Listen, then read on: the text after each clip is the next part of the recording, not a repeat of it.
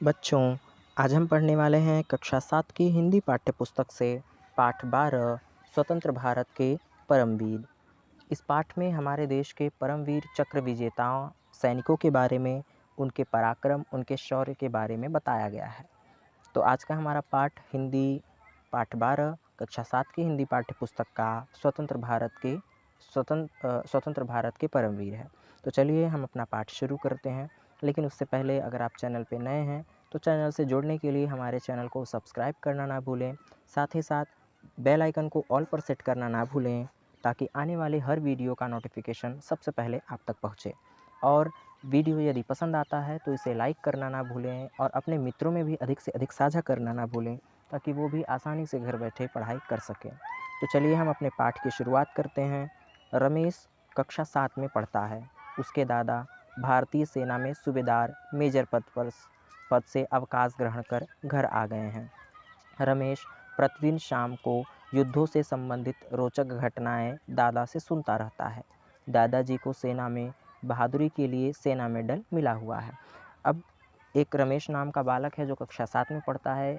उसके दादाजी भारतीय सेना में मेजर सूबेदार के पद पर थे, जो अब अवकाश ग्रहण कर चुके हैं, अर्थात अब वो रिटायर हो चुके हैं। और जो रमेश है वो प्रतिदिन युद्धों से संबंधित रोचक घटनाएं सुनता है, अर्थात उसके दादाजी युद्धों से संबंधित रोचक घटनाएं रमेश को बताते हैं, क्योंकि वो सेना में रह चुके हैं। और जो रमेश के दादाजी हैं उनको सेना में बहादुरी के लिए मेडल भी दिया जा चुका है, अर्थात सम्मानित भी किया गया है। दादाजी से सुनी कहानियों को रमेश स्कूल में अपने कक्षा के दोस्तों रहमान, केशव तथा मंजरी को सुनाता है। एक दिन रमेश के इन मित्रों ने तय किया कि वे रमेश के घर जाकर दादाजी से मिलेंगे और उनसे युद्ध संबंधी ढेर सारी जानकारियाँ प्राप्त करेंगे। सभी बच्चे दादाजी से मिलने रमेश के घर पहुँचते हैं। प्रस्तुत है दादाजी के साथ बच्चों की वार्ता का एक अंश। अब जो रमेश है वो अपने विद्यालय में सुनी हुई कहानियों को अपने मित्रों को सुनाता है। उसके मित्र रहमान, केशव और मंजरी हैं। एक दिन क्या होता है, रमेश के सारे मित्र तय करते हैं कि हम दादाजी से चलकर मिलेंगे और उनसे युद्ध संबंधी ढेर सारी जानकारी प्राप्त करेंगे।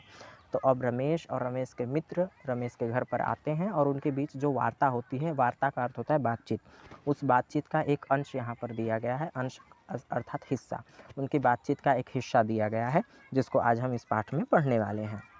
सबसे पहले बच्चे कहते हैं दादाजी प्रणाम, अर्थात जो बच्चे हैं रमेश और उसके जो मित्र हैं रहमान, केशव और मंजरी, वो अब रमेश के घर आते हैं और रमेश के दादाजी को प्रणाम करते हैं, क्योंकि वो दादाजी से ही जो है युद्ध से संबंधित जानकारी लेने के लिए आए हुए हैं। तो दादाजी को सभी बच्चे प्रणाम करते हैं। दादाजी कहते हैं, बच्चों खुश रहो, मुझे पता था कि आज तुम लोग आने वाले हो। आओ सब लोग मेरे पास बैठो। अब जब बच्चे प्रणाम करते हैं दादाजी को, तो दादाजी उत्तर देते हैं कि बच्चों खुश रहो, और मुझे पता था कि आज तुम लोग आने वाले हो। अब जो दादाजी हैं वो सब बच्चों को अपने पास बैठने के लिए बुलाते हैं, अपने पास बिठाते हैं। अब रमेश कहता है, दादाजी ये सभी मेरे सबसे अच्छे मित्र हैं, ये सभी देश की रक्षा में वीर जवानों के योगदान के बारे में जानना चाहते हैं। अब रमेश अपने दादाजी से कहता है कि दादाजी ये सब मेरे मित्र हैं और ये सभी देश की रक्षा के लिए जो वीर जवानों ने योगदान दिया उसके बारे में जानना चाहते हैं। तो दादाजी उत्तर देते हैं, ठीक है बच्चों, तुम क्या जानना चाहते हो। दादाजी कहते हैं कि ठीक है, बताओ तुम्हें क्या जानना है। अब जो केशव है रमेश का मित्र, वो पूछता है, दादाजी आपको सेना में बहादुरी के लिए सेना मेडल मिला हुआ है, हम जानना चाहते हैं कि भारतीय सेना का सबसे बड़ा सम्मान कौन सा है। केशव प्रश्न करता है दादाजी से कि दादाजी आपको सेना में बहादुरी के लिए मेडल मिला हुआ है, तो हमें बताइए कि जो सेना में मेडल दिया जाता है, सम्मान दिया जाता है, उनमें सबसे बड़ा सम्मान कौन सा है। तो दादाजी उत्तर देते हैं, हमारे देश में दादाजी कहते हैं कि हमारे देश में सैनिकों को दिए जाने वाले पदकों में परमवीर चक्र भारत का सर्वोच्च सैन्य अलंकरण है, जो दुश्मनों के बीच में उच्च कोटि की शूरवीरता एवं त्याग के लिए प्रदान किया जाता है। इस पुरस्कार की स्थापना 26 जनवरी 1950 को की गई थी, जब भारत गणराज्य घोषित हुआ था। कहते हैं, अब दादाजी उत्तर देते हैं कि हमारे जो देश में सैनिक हैं, उन सैनिकों को जो पदक दिया जाता है, यानी वो जो सम्मान मिलता है, उन सम्मान में जो सबसे सर्वोच्च सम्मान है वो है परमवीर चक्र। परमवीर चक्र ही जो सेना में दिया जाने वाला सबसे सर्वोच्च अलंकरण का मतलब होता है, हम कह सकते हैं आभूषण। अलंकरण का मतलब होता है आभूषण या पदक हम कह सकते हैं, है जो क्यों दिया जाता है? जो सैनिक दुश्मनों के बीच उच्च कोटि की शूरवीरता दिखाता है, अर्थात जो दुश्मनों के बीच अच्छा अपना शौर्य का प्रदर्शन करता है, उसको यह दिया जाता है। जिसकी स्थापना अर्थात परमवीर चक्र की स्थापना 26 जनवरी 1950 को किया गया था, जब भारत गणराज्य घोषित हुआ था, जब भारत का जो है संविधान लागू किया गया था पूर्ण रूप से भारत में, उस दिन इसकी घोषणा की गई थी। रहमान कहता है, अब रहमान जो एक मित्र है वो कहता है, दादाजी परमवीर चक्र सम्मान सबसे पहले किसे प्रदान किया गया? तो अब जो कि रमेश का मित्र है रहमान, वो पूछता है दादाजी से, प्रश्न करता है कि दादाजी ये बताइए कि सबसे पहले जो परमवीर चक्र है वह किसे दिया गया था? तो अब दादाजी उत्तर देते हैं। दादाजी कहते हैं कि परमवीर चक्र सबसे पहले मेजर सोमनाथ शर्मा को दिया गया था। अब दादाजी उत्तर देते हैं कि सबसे पहला परमवीर चक्र सम्मान जो था वो मेजर सोमनाथ शर्मा को दिया गया था। अब रहमान फिर से प्रश्न करता है कि उनके बारे में हमें विस्तार से बताइए, अर्थात मेजर सोमनाथ शर्मा के बारे में हमें और भी कुछ बताइए। तो दादाजी उत्तर देते हैं, वो कहते हैं कि हमने उन्हें देखा तो नहीं है, किंतु हमारी यूनिट में उनकी बहादुरी की चर्चा अक्सर होती रहती थी। दादाजी उत्तर देते हैं कि हमने देखा नहीं है, लेकिन हमारी यूनिट में उनकी चर्चा की जाती थी, मेजर सोमनाथ शर्मा जी के बारे में।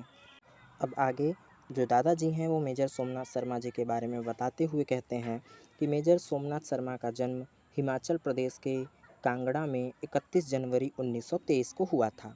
उनके पिता मेजर जनरल अमरनाथ शर्मा थे।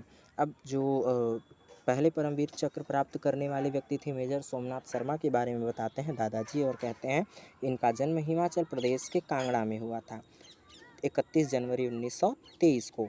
इनके पिताजी जो थे वो भी मेजर जनरल थे, जिनका नाम अमरनाथ शर्मा था। मेजर सोमनाथ 3 नवंबर 1947 को अपनी कंपनी के साथ कश्मीर घाटी के बड़गांव में गश्त पर थे। अब उनके बारे में, उनके पराक्रम के बारे में बताते हैं दादाजी कि जो मेजर सोमनाथ थे वो 3 नवंबर 1947 को अपनी कंपनी के साथ, जो उनकी यूनिट थी उसके साथ वो गश्त कर रहे थे, अर्थात पैदल जो गश्त की जाती है, मार्च की जाती है, भ्रमण किया जाता है, उसको गश्त कहते थे। गश्त पर थे। लगभग 500 की संख्या में दुश्मनों ने उन्हें 3 तरफ से घेर लिया। युद्ध में कंपनी के सैनिक तेजी से हताहत होने लगे। अब क्या हुआ, लगभग 500 से अधिक जो दुश्मन संख्या के जवान थे उनको और उनके जो है अन्य साथियों को उन्होंने घेर लिया। और इस युद्ध में जो कंपनी के सैनिक थे, यानी मेजर सोमनाथ शर्मा के साथ जो सैनिक थे, वो जो है हताहत होने लगे। वो भाई उनके पास कोई औजार न था, न तो वो युद्ध के लिए तैयार थे। तो ऐसे में जो है वो हताहत, उनको चोटिल किया जाने लगा। मेजर शर्मा ने अपनी सैनिकों का हौसला बढ़ाते हुए, अब जो मेजर सोमनाथ थे उन्होंने अपने जो है सैनिकों का हौसला बढ़ाया, क्योंकि वो सभी हताहत हो रहे थे। हताहत का मतलब होता है बच्चों हताश हो जाना, कि इतने सारे सैनिकों से घिर जाने के बाद जो है वो सब हताश होने लगे कि अब हमारे पास न तो युद्ध करने का सामान है और न ही हम युद्ध करने के लिए तैयार हैं। तो वो जो है हताहित होने लगे, हताश होने लगे। तो ऐसे में मेजर सोमनाथ शर्मा ने उन सैनिकों का हौसला बढ़ाया, और हौसला बढ़ाते हुए उन्होंने उन सैनिकों से कहा, बहादुरी के साथ दुश्मनों का सामना करने को कहा। स्वयं गोलीबारी की परवाह न करते हुए वे कपड़े की मदद से अपने वायुयानों को दुश्मनों के ठिकानों का संकेत देते रहे। जब सैनिकों की संख्या कम होने लगी तब वे स्वयं मशीन गन की मैगज़ीन भरकर सैनिकों तक पहुंचाने लगे। अब जो मेजर सोमनाथ शर्मा थे, सबसे पहले तो उन्होंने बड़ी बहादुरी से जो है दुश्मनों से लड़ने के लिए अपनी सेना को आदेश दिया। उसके उपरांत उन्होंने स्वयं गोलीबारी की न परवाह करते हुए कपड़े की सहायता से जो वायुयान, अर्थात जो जहाज़ उड़ने वाले जो दुश्मनों पर हमला करते हैं, उनके ठिकानों को कपड़े की सहायता से अर्थात संकेत दे करके बताया। और जब सैनिकों की संख्या कम होने लगी तो वो स्वयं मशीन गन की तरफ बढ़े और मैगज़ीन भरकर जो है सैनिकों तक पहुंचाने लगे, जिससे वो सैनिक उन दुश्मनों से जो है सामना कर सके। उस समय उन्होंने अपने बाएं हाथ में चढ़े प्लास्टर की परवाह न की। तभी अचानक एक बम उनके करीब आकर गिरा और वे शहीद हो गए। शहीद होने से पहले उन्होंने ब्रिगेड हेडक्वार्टर के अंतिम मैसेज दिया था, दुश्मन हमसे केवल 50 गज की दूरी पर है, हमारे सैनिक शहीद होते जा रहे हैं, हम भारी गोलीबारी के बीच हैं, किंतु हम पीछे नहीं हटेंगे और अंतिम सैनिक व अंतिम गोली रहने तक लड़ेंगे। अब क्या हुआ कि मेजर जो सोमनाथ शर्मा थे उनके हाथ पर प्लास्टर चढ़ा हुआ था बाएं हाथ पर, परंतु उन्होंने उसकी भी परवाह नहीं की और अचानक लड़ते लड़ते उनके पास एक आकर बम गिरता है, जिससे वे शहीद हो जाते हैं। लेकिन शहीद होने से पहले उन्होंने अपने ब्रिगेड हेड क्वार्टर को अंतिम संदेश भेजा और अंतिम संदेश में उन्होंने कहा कि हमारे जो दुश्मन हैं वो हमसे 50 गज की दूरी पर हैं और उन्होंने अपने सैनिकों को और अपने लिए कहा कि हम भारी गोलीबारी के बीच हैं, अर्थात चारों तरफ से गोलीबारी भी हो रही है और हम घिरे हुए हैं। ऐसे में हम तब तक लड़ेंगे जब तक हमारे पास एक अंतिम सैनिक बचेगा और एक अंतिम गोली बचेगी, तब तक हम लड़ेंगे। अब मंजरी कहती है, दादाजी, रमेश ने मुझे बताया था कि आपने कारगिल युद्ध में दुश्मनों के दांत खट्टे कर दिए थे। कारगिल युद्ध में किन शूरवीरों को परमवीर चक्र दिया गया था? अब जो मंजरी होती है वो मंजरी पूछती है कि दादाजी, मैंने सुना है कि आपने कारगिल के युद्ध में दुश्मनों के दांत खट्टे कर दिए थे। दुश्मनों का दांत खट्टा कर देना बच्चों ये एक मुहावरा होता है जिसमें हम कह सकते हैं दुश्मनों को जो है वो अत्यधिक जो है परेशान कर देना, या दुश्मनों को के दांत खट्टे करना मतलब जम के लोहा लेना, लड़ना। तो वो मंजरी कहती है कि मैंने सुना है कि आपने कारगिल के युद्ध में जो है दुश्मनों के दांत खट्टे कर दिए थे और उस कारगिल के युद्ध में किन किन सैनिकों को जो है परमवीर चक्र से सम्मानित किया गया था। तो अब दादाजी उत्तर देते हैं कि कारगिल की लड़ाई बहुत विपरीत परिस्थितियों में लड़ी गई थी। दुश्मन की चालाकी और विश्वासघात से हम अनजान थे। हमारी सेना के जवानों ने हर परिस्थिति का सामना करते हुए विजय प्राप्त की। मैं तुम्हें अपने उत्तर प्रदेश के रणबांकुरे कैप्टन मनोज पांडे के बारे में बताता हूँ। अब दादाजी उत्तर देते हुए कहते हैं कि कारगिल की लड़ाई जो थी वो विपरीत परिस्थितियों में लड़ी गई थी, अर्थात न चाहते हुए भी उस लड़ाई को हमें लड़ना पड़ा था। दुश्मन बड़ी चालाकी से और विश्वासघात करके हम पर हमला कर रहे थे, जिससे हम अनजान थे और हमारी जो सेना थी वह हर परिस्थिति का सामना करते हुए उन पर विजय प्राप्त किया आखिरकार। अब दादाजी उनके एक कैप्टन मनोज थे जो उनके कंपनी में थे, उनके साथ थे, उनकी बहादुरी का वर्णन करते हुए बताते हैं कि मैं तुम्हें उत्तर प्रदेश के रणबांकुरे कैप्टन मनोज सिंह के बारे में बताता हूँ। और दादाजी उन बच्चों से कैप्टन मनोज सिंह के बारे में बताते हैं। दादाजी बताते हुए कहते हैं, कैप्टन मनोज पांडे का जन्म 25 जून 1975 को सीतापुर, उत्तर प्रदेश में हुआ था। इनके पिता का नाम गोपीचंद तथा माता का नाम मोहिनी था। कारगिल युद्ध के दौरान खालूबार को फतह करने का जिम्मा कैप्टन मनोज पांडे की कंपनी को दिया गया। कैप्टन मनोज पांडे को युद्ध में कंपनी की अगुवाई करते आगे बढ़ना था। जैसे ही कंपनी आगे बढ़ी, उन पर दो तरफ की पहाड़ियों से जिन दुश्मनों ने बंकर बना रखा था, ज़बरदस्त गोलीबारी होने लगी। अब कैप्टन मनोज पांडे के बारे में दादाजी बताते हुए कहते हैं कि कैप्टन मनोज का जन्म 25 जून 1975 को सीतापुर में हुआ था, उत्तर प्रदेश में। इनके पिता का नाम गोपीचंद और माता का नाम मोहिनी था। कारगिल युद्ध के दौरान जो कैप्टन मनोज पांडे का जो कंपनी था, कंपनी के बारे में बच्चों मैं आपको बता दूं, कंपनी जो है 40 से 50 सैनिकों का एक समूह होता है, ठीक है ना, उसको कहते हैं उसको कंपनी कहा जाता है। तो कैप्टन मनोज पांडे जो थे, जब वो अपनी कंपनी के साथ अपनी कंपनी का अगुवाई करते हुए जो है खालूबार पर फतह करने का जिम्मा उन्हें दिया गया था, किस स्थान पर आपको फतह करना है, लड़ना है। तो वहाँ पे जो दुश्मन जो छिपे हुए थे, उन्हें दोनों पहाड़ियों की तरफ से बंकर बना कर रखा था। बंकर कहते हैं बच्चों धरती में खोदकर जो छिपने के लिए स्थान बनाया जाता है, उसको कहते हैं बंकर। तो धरती में वो खोदकर छिपे हुए थे बंकर बना करके, और जैसे ही वो उस स्थान पर पहुँचे, उन पर ज़बरदस्त गोलीबारी होने लगी, अर्थात दोनों तरफ से गोलियाँ चलने लगी। उन्होंने तुरंत हवलदार भीम बहादुर की टुकड़ी को आदेश दिया कि वह दाहिनी तरफ से 2 बंकरों पर हमला कर उन्हें नाकाम करे। वे स्वयं बाईं तरफ के 4 बंकरों को नष्ट करने के लिए आगे बढ़े। अब जो कैप्टन मनोज थे, उन्होंने तुरंत जो उनके साथ हवलदार भीम बहादुर थे, उन्होंने उनको आदेश दिया कि उनकी टुकड़ी को आदेश दिया कि तुम दाहिनी तरफ जाओ और बंकरों को नष्ट करो, और वे बाईं तरफ चले जाते हैं।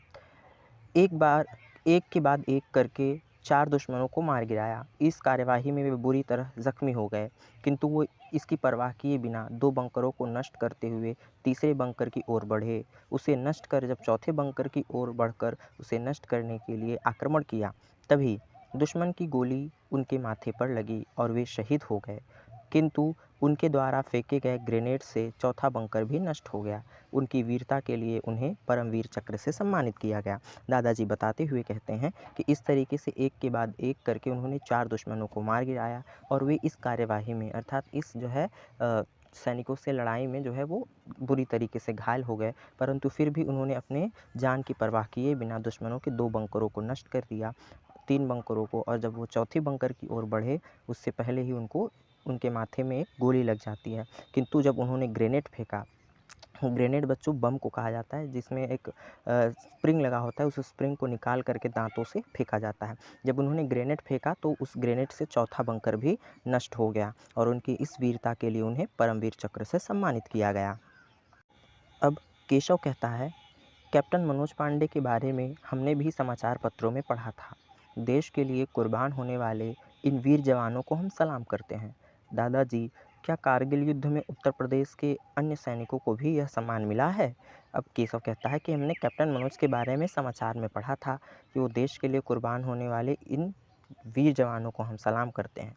और वो दादाजी से प्रश्न करता है कि क्या उत्तर प्रदेश के किसी अन्य सैनिक को भी वो जो है यह सम्मान मिला है? तो दादाजी उत्तर देते हैं कि हाँ, उत्तर प्रदेश के अन्य सैनिकों को भी मिला है। अब वो अन्य सैनिकों के बारे में बच्चों को बताते हुए कहते हैं, उत्तर प्रदेश के निवासी ग्रेनेडियर योगेंद्र सिंह यादव को सबसे कम आयु में परमवीर चक्र से सम्मानित होने का गौरव प्राप्त है।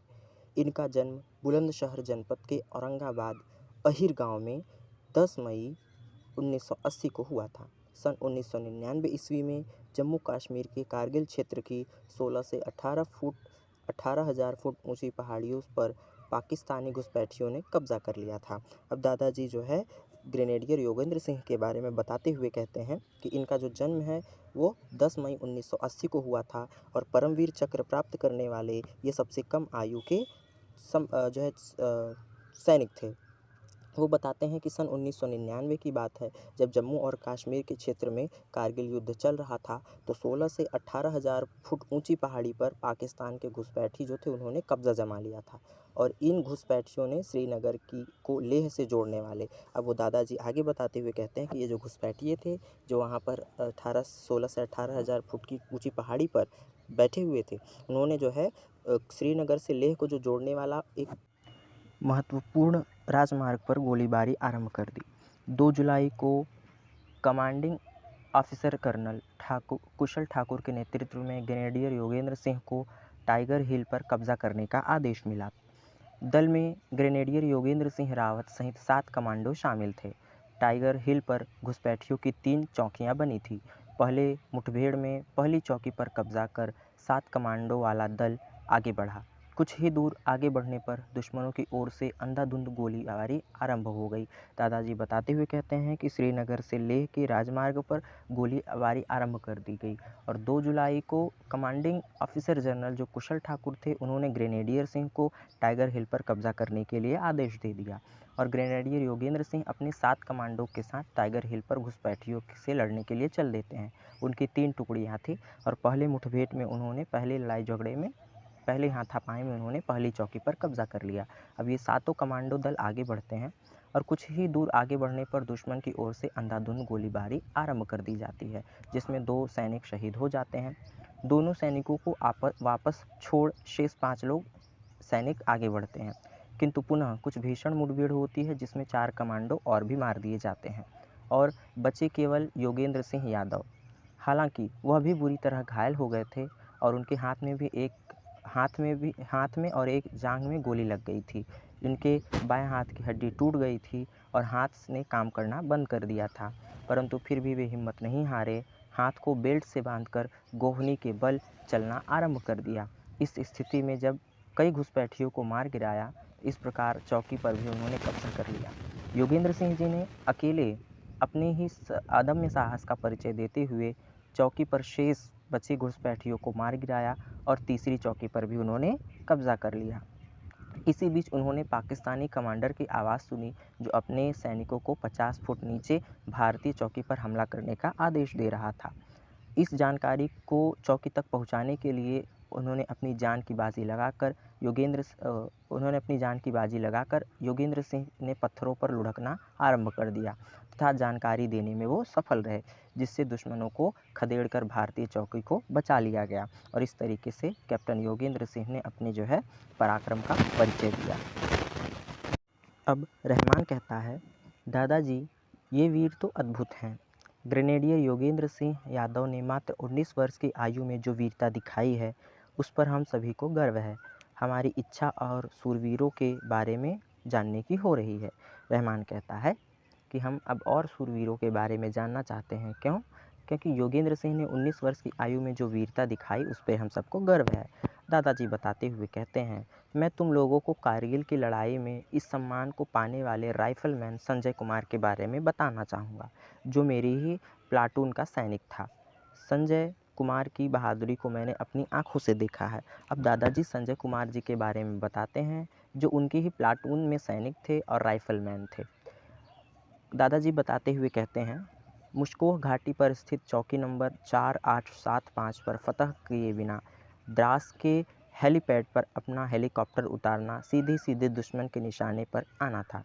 इस स्थिति में 4 जुलाई 1999 को राइफलमैन संजय कुमार जब हमले के लिए आगे बढ़े तो दुश्मनों ने ऑटोमेटिक गन से ज़बरदस्त गोलीबारी आरंभ कर दी। ऑटोमेटिक गन बच्चों उसको कहते हैं जिसको स्टार्ट कर देने पर वह स्वयं ही चलता है। तो बताते हैं वो कि उन्होंने जो है ऑटोमेटिक गन से ज़बरदस्त फायरिंग कर दी और आगे बढ़ना कठिन हो गया था। इस स्थिति की गंभीरता को देखते हुए जो संजय कुमार जी थे, उन्होंने ये तय किया कि उस ठिकाने पर हमें अचानक से हमला कर देना चाहिए, खामोश तरीके से। इसी इरादे से संजय कुमार ने एकाएक हमला कर दिया और आमने-सामने में मुठभेड़ में उन्होंने 3 दुश्मनों को मार गिराया। इस आकस्मिक आक्रमण से दुश्मन बौखला गए और वो भाग खड़े हुए और अपना मशीन गन भी वहीं पर छोड़कर भाग गए। इस मुठभेड़ में संजय कुमार पीछे नहीं हटे और दुश्मनों की मशीन गन से ही उनका सफाया कर दिया, अर्थात उनको मार गिराया।